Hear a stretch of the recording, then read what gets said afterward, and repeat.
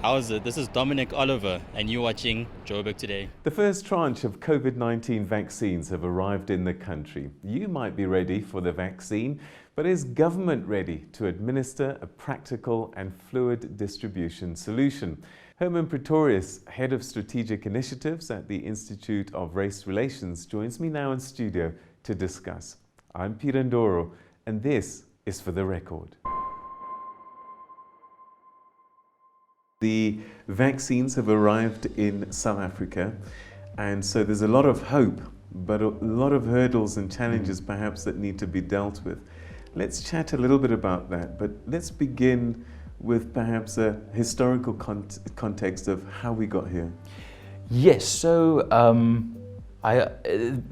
it begins with this virus, just dominating the world, catching governments off guard, and I must say, in a weird way, and for someone like me doing the job I do, I'm going to perhaps say something slightly heretical now, but I have a lot of sympathy for world governments during this time.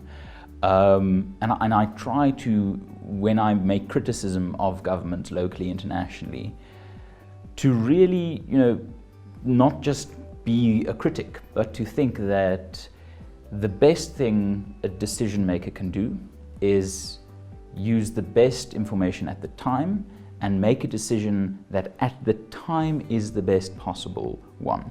So there's no real use in going back and re-litigating everything. We have to, unfortunately, we have humans in charge. From the very beginning of this COVID crisis, the vaccine was really an identifiable turning point. It's not very often during crisis that you can kind of pinpoint and say, when that thing happens, then we can start turning the tide. But with the vaccine, there was this element. The world invested record resources in the development of vaccines, and to the credit of our human race, we developed in record time a few vaccines. So the question then becomes, we knew this was coming. We knew this vaccine would be a very, very important.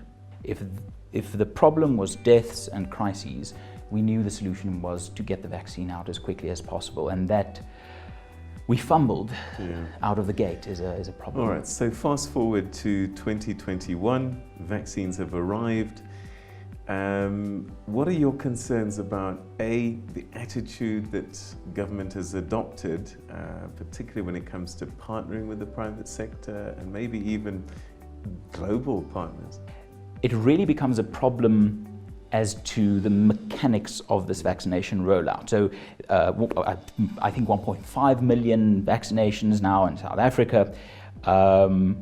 What's the plan now? Now, government has this plan to have 2/3 of the population vaccinated by the end of the year. But so far, we've heard from government a very, we will do this command attitude. And I think that's risky on two fronts. Firstly, it's a bottleneck. And one could play the cheap political game here, and I'm going to play it, but hopefully not to score a point, but to illustrate a point. And that is, this is the government that's in charge of Eskom. If you can't keep the lights on, then you're going to have a problem convincing South Africans that you should be responsible for medicine. And as we said earlier, South Africa has some impressive accomplishments in terms of TB and HIV and AIDS, medication getting to people and making a massive difference, a global leader on many of these issues. So the question now is, why will it be effective if government holds on to this control? And I think for two reasons it won't. First, bottleneck, and secondly, I think it runs the risk of making poorer taxpayers pay for vaccinations for people like myself, who really can afford to carry someone else, if anything. So those are the two concerns exacerbated by this political pressure cooker. So what would you like to see happening rather? Well, I think two things can be done.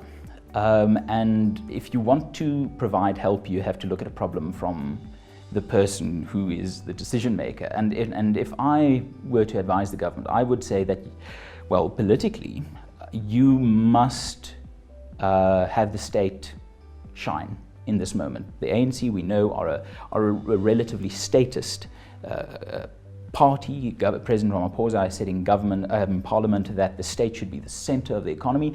If that's the argument that the government wants to make, then now they must show how the leadership of the state can deliver. So that means state must provide the strategy, the leadership, but create the necessary impression, whether completely true or not, that the private sector is taking a cue from government to solve problems. And in that way, I would suggest two things. Firstly, look at how you can make people who can pay for vaccinations pay for them, but do more. Score the political point of trying to get the rich pay for the poor. And on that, perhaps Treasury should look at a special tax on the sales of vaccines. Now, I'm very much anti-tax, but I'm very much pro-life. So if it's choice between an increase in taxes to save lives effectively, that might be something to go for. So the government could look at how can we empower the private sector to do what it can do best, but also make resources available for the poor. And then the second thing is to look closely at how the allegation that will come up of queue jumping can be blunted. We saw it with the Mr. Rupert the other day. So perhaps there could be some way of saying, right, a tax on vaccine sales in the private sector, higher than usual, to pay for poorer vaccine users who can't afford it. And secondly, perhaps a pay now, receive in a month kind of thing, where the government can get a month's worth of resources to help the poor, because that's the role of government.